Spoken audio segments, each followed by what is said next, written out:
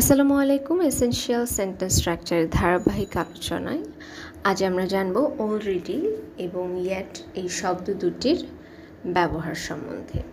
Already সাধারণত ব্যবহার হয়ে থাকে কোনো মুহূর্ত বর্তমান মুহূর্তের কিছু আগে যদি কোনো কিছু ঘটে থাকে তা বোঝাতে।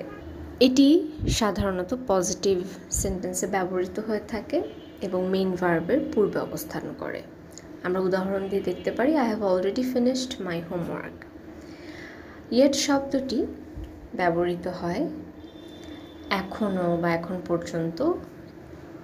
বাংলায় এগুলো বোঝাতে আমরা ইয়েট শব্দটি ব্যবহার করতে পারি এবং নেগেটিভ সেন্টেন্সেই ব্যবহার হয়ে থাকে ইয়েট, তবে পজিটিভ সেন্টেন্সেও আমরা ইয়েট ব্যবহার করতে পারি, সেখানে খানিকটা অবস্থানের পার্থক্য দেখা যায়। আমরা উদাহরণ দিয়ে দেখতে পারি যে John has yet to learn the material, positive sentence হিসেবে ব্যবহৃত হয়েছে এটি, এবং এখানে হ্যাজের পরে ইয়েট বসেছে।